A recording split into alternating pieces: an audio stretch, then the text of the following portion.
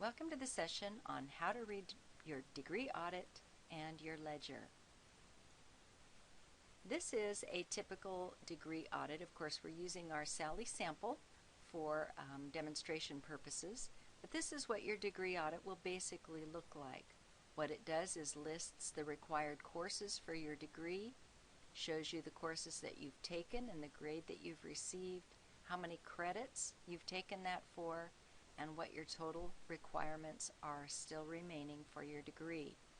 Now, Sally Sample is in our DMin program, so this area right here shows the requirements for the DMin degree and what she's taken to fulfill it. As you can see, Overture 1 Seattle is one of the requirements, but you can also fulfill that using a different number. You notice how it says J behind it. That's because Sally Sample took the Overture 1 in Jamaica, so it has a J. You can see that she took it during the term 2010-3 and that she has an IP grade and that 8 credits will appear on her transcript for this class. Down here in the course area summary, you can see that the total credits earned are 8, which corresponds to this. The total credits required for this degree are 40, and the total credits remaining are 32. This is probably the most important thing you're going to want to keep your eye on as you're progressing through your degree, to make sure that you're receiving credit for all the classes you've taken and to let you know how many you still have remaining. This section down here gives you what our grade averages are, or what the grade points are. And then it also shows in here, this section talks about if you have a P instead of a grade, that means that the class was a pass-fail. A W means you withdrew from the class.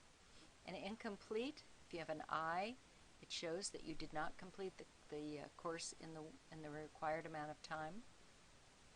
IP means it's in process, and AG means awaiting grade.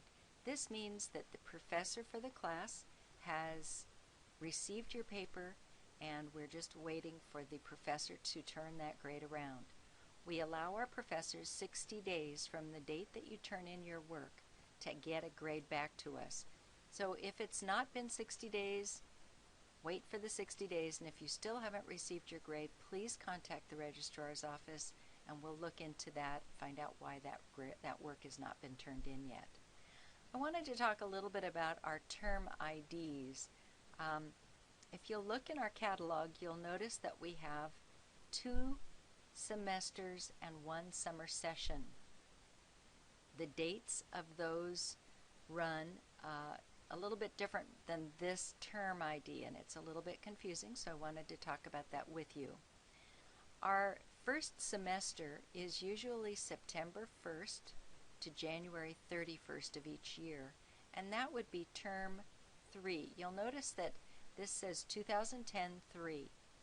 That corresponds with the academic year, but with our first semester. So anytime you see the year and a 3, it means you took that course during the September to January session. If this said 2010-1, that would have meant that she had taken the class somewhere between February 1st and June 30th. If it had a 2, it would be the summer session, which is from July 1st to August 31st. So, let's now look at Sally Sample's ledger. This is what your ledger would look like. Again, it has all of her pertinent information here, and it lists that these are all of the amounts that have been credited and charged to her account. So the very first thing that would normally appear on your account ledger is the application fee. You see she had a charge of $75, leaving a balance of $75. Then she paid that. Here we have a payment for $75, leaving a balance of $0. When she registered for the Jamaica class, she had a charge of $4,200 plus the admin fee of $265. At that same time, she made a deposit of $100, leaving a balance of $43.65. So this final figure should always correspond with this figure up here. So at a quick glance, you can see exactly what is owing on your account and the last date of transaction. So let's say Sally Sample attended this class and she paid this amount on November 20th. That means that it's not going to maybe appear on her ledger. So if you think you've made a payment and it doesn't appear on your ledger, be sure to contact BGU and make sure that we've received your payment. I also wanted to show you that we have improved our website to allow you to get access to your account immediately using our BGU website. I'm going to show you how to do that. So here's our BGU website. Current student, again, this is where you go for most of your information, but you'll notice down here there's a new button called Student Account. If I click on this, it brings me to a login screen. So first we need to in order to access your records, you must authenticate.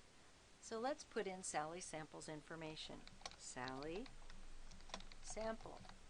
Her account ID is on her ledger. So you see this, 50286. So I'm going to copy that and I'm going to paste it right here. And now I don't know what okay, so her birthday is 01/01/1970. So let's see what happens when we submit that query.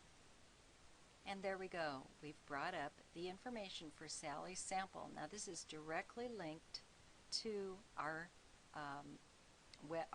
database. So this will show exactly what an up-to-date information is for Sally Sample. As you can see, she's got the Overture 1 Jamaica here, just like we showed on the other document. But you'll see this one shows final grade 0, which means she hasn't earned those 8 credits yet. So as soon as she gets a grade, that will change, and she'll be able to get to see that this is fulfilled. You'll notice up here home, student grade report, and account balances. So if we click on the account balances, this is going to again bring us to the ledger information. It looks just like the ledger, only this is going to be more up to date. So in other words, if you have a ledger that has a balance of more than you think you should have, be sure to check on our website. Go directly to this area to check your account balance. So I hope that'll help you and you'll be able to access your up-to-the-minute information.